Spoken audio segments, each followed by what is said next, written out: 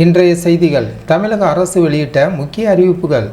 மாண்புமிகு தமிழக முதலமைச்சர் திரு ஜோசப் விஜய் அவர்கள் திரு கிருஷ்ணனை தமிழக நகர்ப்புற வாழ்விட அபிவிருத்தி வாரியத்தின் தலைவராக நியமித்துள்ளார். மாண்புமிகு தமிழக முதலமைச்சர் திரு ஜோசப் விஜய் அவர்கள் கோவையில் 10 வயது சிறுமிக்கு நேற்று நடந்த கொடூர சம்பவம் மிகுந்த வேதனையும் அதிர்ச்சியும் ஏற்படுத்தியுள்ளது. இத்தகைய மனிதாபிமானமற்ற மற்றும் மன்னிக்க முடியாத குற்ற செயல்களை நமது சமூகத்தில் ஒருபோதும் பொறுத்து கொள்ள முடியாது. அன்பான குழந்தையை இழந்து வாடும் சிறுமியின் குடும்பத்தாருடன் எனது ஆழ்ந்த இரங்கலை பகிர்ந்து கொள்கிறேன். இந்த வழக்கில் தொடர்புடைய 2 குற்றவாளிகள் கைது செய்யப்பட்டுள்ளனர். இந்த சம்பவம் குறித்து முழுமையான மற்றும் விரைவான விசாரணை நடத்தி குற்றப்பத்திரிகையை உடனடியாக தாக்கல் செய்ய தேவையான அனைத்து நடவடிக்கைகளையும் எடுக்குமாறு காவல்துறைக்கு உத்தரவிட்டுள்ளேன் என்று கூறியுள்ளார். பெண்கள் மற்றும் குழந்தைகளுக்கு எதிரான இதுபோன்ற கொடூரமான செயல்களில் ஈடுபடுபவர்களுக்கு சட்டத்தின் கீழ் கடுமையான தண்டனை கிடைக்க தமிழக அரசு உறுதியாக செயல்படும்.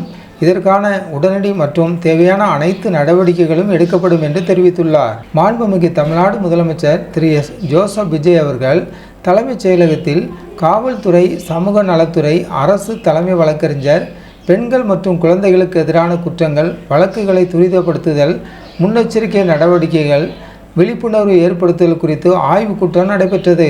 மாண்புமிகு தமிழ்நாடு முதலமைச்சர் திரு ஜோசப் விஜய் அவர்கள் கொடிய குற்றங்களில் ஈடுபடுவோர் மீது விரைந்து வழக்கு பதிவு செய்து விசாரித்து வழக்கு பதிவு செய்து கடுமையான தண்டனை பெற்று தருமாறு தமிழ்நாடு முதலமைச்சர் ஜோசப் விஜய் அவர்கள் உத்தரவிட்டுள்ளார். மாண்புமிகு தமிழ்நாடு முதலமைச்சர் ஜோசப் விஜய் அவர்கள் தலைமைச் செயலகத்தில் காவிரி ஆற்றின் குறுக்கே மேகதாது அணை கட்ட கர்நாடக அரசு முன்மொழிந்த அடிக்கல் நாட்டு விழா குறித்து மாண்புமிகு முதலமைச்சர் தமிழகத்தின் உரிமைகளை நிலைநாட்டவும், விவசாயிகளின் நலனை பாதுகாக்கவும் காவிரி நதிநீர் நிபுணர்கள் மற்றும் சட்ட வல்லுநர்களுடன் விரிவான ஆலோசனைகளை நடத்தினார். மேலும் தொடர்ச்சியான சட்ட நடவடிக்கைகளை விரைவாக மேற்கொள்ளுமாறும் அவர் அறிவுறுத்தியுள்ளார். தலைமைச் செயலகத்தில் டிவிஎஸ் மோட்டார் நிறுவனத்தின் தலைவர் மற்றும் நிர்வாக இயக்குனர் திரு சுதர்சன் வேணு மாண்புமிகு தமிழக முதலமைச்சர் திரு ஜோசப் விஜய் அவர்களை சந்தித்து பேசினார்.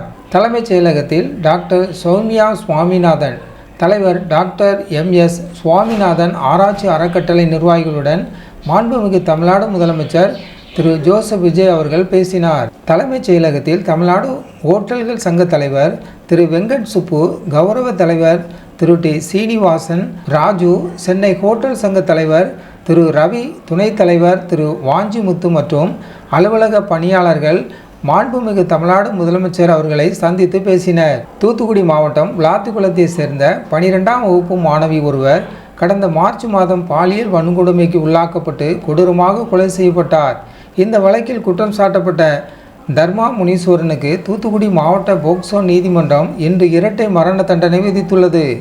இந்த வழக்கில் 71 சாட்சிகளின் முன்னிலையில் விசாரணை நடத்தப்பட்டு விரிவான விசாரணை மேற்கொள்ளப்பட்டது.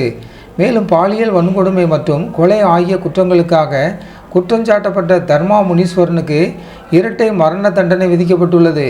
முன்னெப்பதும் இல்லாத வேகத்தில் நீதி வழங்கப்பட்டுள்ளது. பெண்கள் மற்றும் குழந்தைகளின் பாதுகாப்பை உறுதி செய்யும் அரசின் நடவடிக்கைகளுக்கு வலுவான ஆதரவாக அமையும் இந்த தீர்ப்பு பாராட்டுக்குரியது என்று தமிழக முதலமைச்சர் தெரிவித்துள்ளார். இன்று திரு கிருஷ்ணன் அவர்கள் தமிழ்நாடு நகர்ப்புற வாழ்விட மேம்பாட்டு வாரியத்தின் தலைவராக தலைமைச் செயலகத்தில் பொறுப்பேற்றுக் கொண்டார். மாண்புமிகு தமிழ்நாடு முதலமைச்சர் திரு ஜோசப் விஜய் மற்றும் அவரது பாராட்டுகளை பெற்றார். மாண்புமிகு தமிழக முதலமைச்சர் ஜோசப் விஜய் அவர்கள் உத்தரவு பிறப்பித்துள்ளார். தமிழகம் முழுவதும் உள்ள அனைத்து திரையரங்குகளிலும் புதிய தமிழ் திரைப்படங்கள் வெளியாகும் நாளில் இருந்து 7 நாட்களுக்கு தினசரி காட்சிகள் திரையிட அனுமதி வழங்கப்பட்டுள்ளது.